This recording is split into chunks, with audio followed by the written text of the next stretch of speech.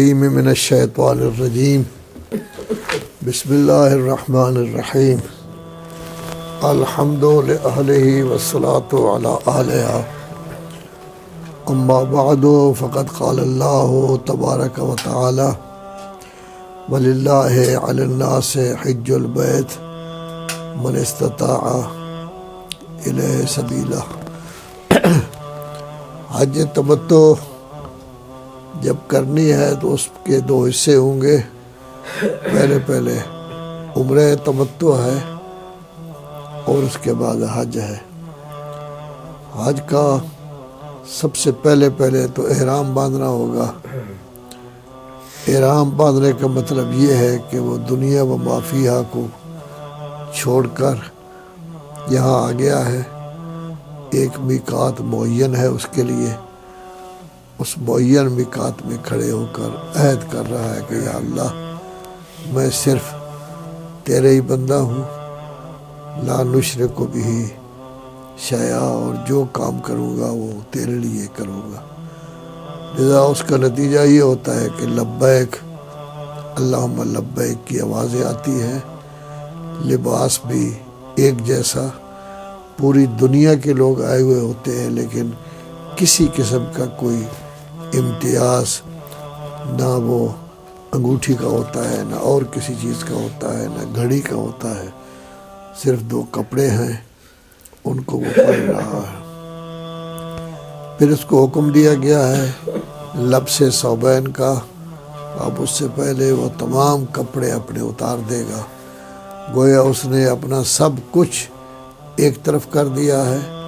اب اللہ تبارک و تعالیٰ کی طرف سے معین شدہ صرف دو کپڑے ہیں، وہ بھی سفید رنگ کے، جو اس نے پہنے ہوئے ہیں تاکہ یک رنگی نظر آئے۔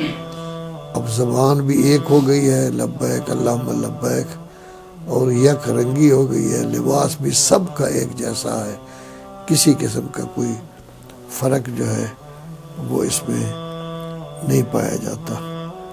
اب اس کے بعد مرحلہ آئے گا مکہ میں اور خانہ کعبہ کا طواف کرے گا۔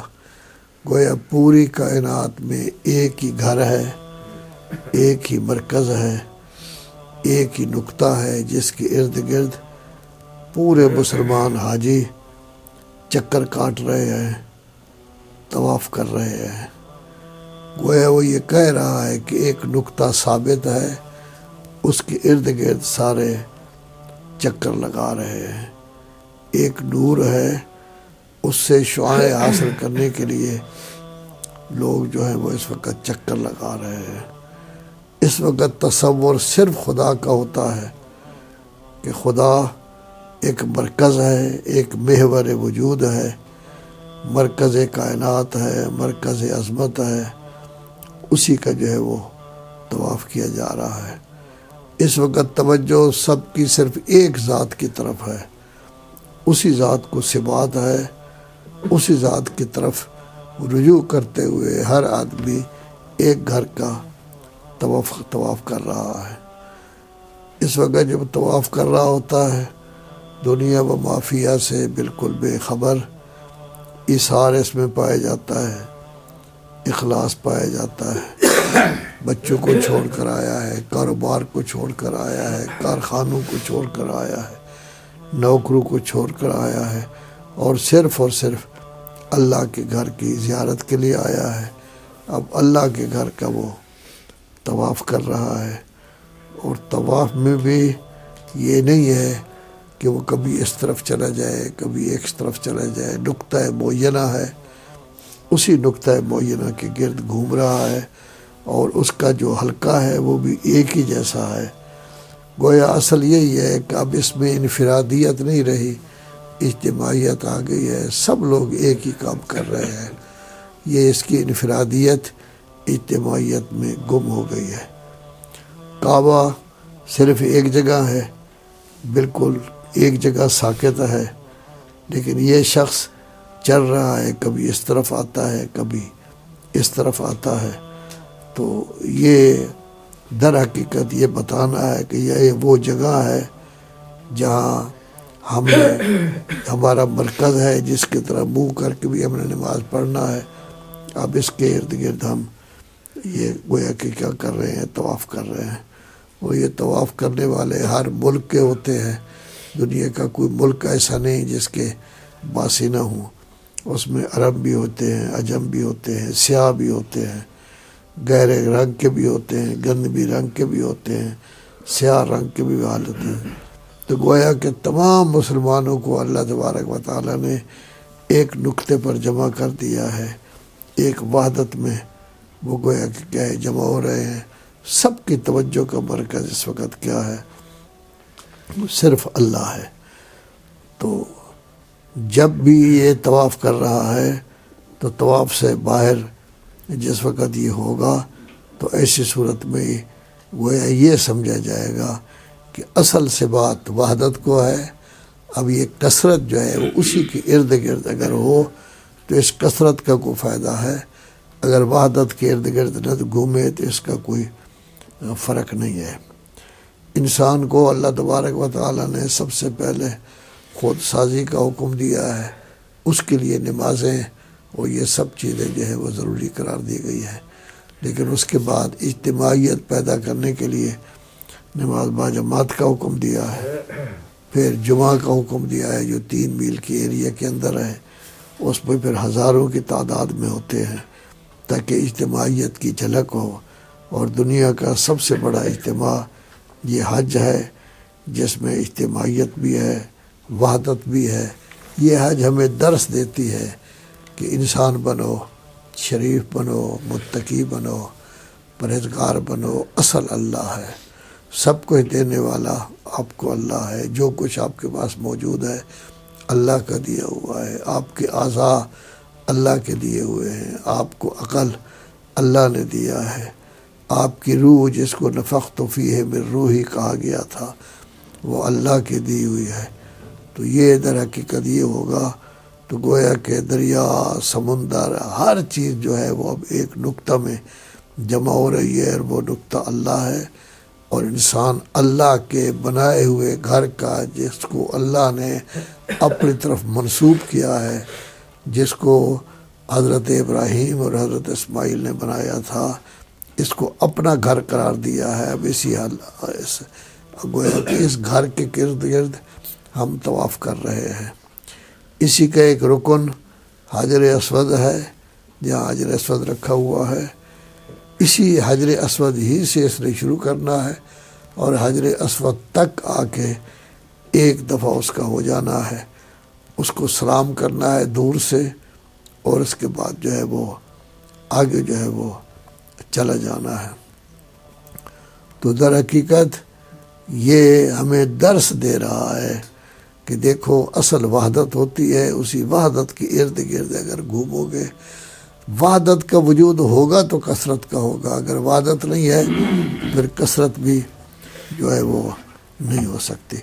اب اللہ تبارک و تعالیٰ نے انسان کو مکمل طور پر آزادی دی ہے، اور لیکن انسان نے اللہ تبارک و تعالیٰ کے ساتھ ایک معاہدہ کیا ہے، لا الہ الا اللہ، کہ بس میں اللہ کو مانتا ہوں، اللہ کے علاوہ کسی کو نہیں مانتا. اللہ کے سامنے جھکوں گا، اللہ کے علاوہ کسی کے سامنے نہیں جھکوں گا. جس جس کا اللہ نے کہا اس کے سامنے جھکوں گا. اگر اللہ فرماتا ہے والدین کی اطاعت کرو، جس حد تک اس کی کروں گا. استاد کی عزت کرو، اس کی کروں گا. نبی کو مانو، رسول کو مانو، امام کو مانو، جو اللہ کا حکم ہوگا. اصل اللہ ہے. نبی امام کا پیدا کرنے والا جو ہے وہ بھی در حقیقت گویا کہ کیا ہوگا، اللہ ہی ہے. سب کچھ اسی نے پیدا کیا ہے. نبی امام کو جتنی بھی عظمت دی ہے وہ دینے والا اللہ ہے. اللہ کے مقابلے میں کوئی کچھ بھی نہیں ہے. تو ایسی صورت میں اب یہ ایک فرد تھا لیکن اب جمعیت میں آ کے ایک جمعیت بن گیا ہے. اب اس کی توجہ جو ہے وہ سب کی طرف ہے. کس طرح طواف ہو رہا ہے، یک رنگی ہے، اس میں یہ کر رہا ہے. اور یہ طواف جو ہے وہ یہ ایک مرکز ہے. ہم اس کے ارد گرد جو ہے وہ گھوم رہے ہیں. اس میں اگر کوئی بچہ ہو، کوئی عورت ہو، کوئی ہو، کسی کی طرف توجہ نہیں ہوتی. ہر آدمی اپنے آپ کی طرف ہی متوجہ ہوتا ہے، طواف کی طرف متوجہ ہوتا ہے، خانہ کعبہ کی طرف متوجہ ہوتا ہے، حجر اسود کو بوسہ دینے کی کوشش کرتا ہے۔ تو یہ در حقیقت یہ رنگ یک رنگی، یک زبانی، یہ در حقیقت انسان کو درس دے رہی ہے کہ اصل سب سے بڑی چیز جو ہے وہ وحدت ہے۔ تفرقہ، افتراق، فرقہ واریت، یہ چیزیں جو ہیں وہ اللہ تبارک و تعالیٰ کے ہاں یہ کسی صورت میں بھی ٹھیک نہیں ہے۔ اب جس وقت یہ 7 چکر اپنے مکمل کر لیتا ہے، طواف مکمل کر لیتا ہے، مکمل طور پر فارغ ہو جاتا ہے، اب اس کو متوجہ کیا گیا ہے کہ وہاں جاؤ، جس نے اس کو بنایا تھا وہ گیا ہے مقام ابراہیم۔ مقام ابراہیم پر جب جاتا ہے تو مقام ابراہیم میں کیا کرنا ہے؟ اس نے مقام ابراہیم میں جا کے اس نے 2 رکعت نماز پڑھنی ہے۔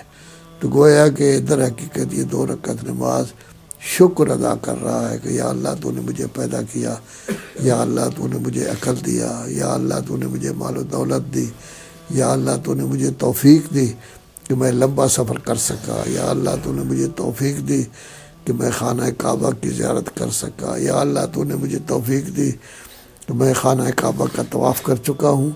اب اس کے شکریہ میں گویا کہ کیا کر رہا ہوں، یہ مقام ابراہیم پہ نماز پڑھ رہا ہوں، اور مقام ابراہیم پر نقش موجود ہے باقاعدہ، جو بند کیا ہوا ہے ایک شیشے کے خول میں، جس میں بند کیا گیا ہے ان کے قدم کا۔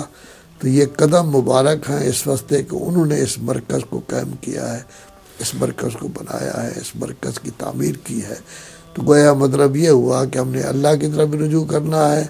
جن ذوات مقدسہ کو اللہ نے یہ اعزاز دینا ہے، اعزاز دیا ہے کہ وہ معصوم، ان کو بنایا ہے، ان کو پیدا کیا ہے، جنہوں نے کام کیا ہے، انسان کو صحیح راستہ دکھایا ہے، ان کے سامنے بھی ہم نے جھکنا ہے اور انہی کے نقش قدم کے مطابق ہم نے چلنا ہے۔ لذا اسی نقش قدم جہاں ان کا ہے وہی ہم نماز پڑھ کے یہ بتا رہے ہیں کہ ہم انہی بزرگوں کے اسوہ حسنہ پر عمل کریں گے۔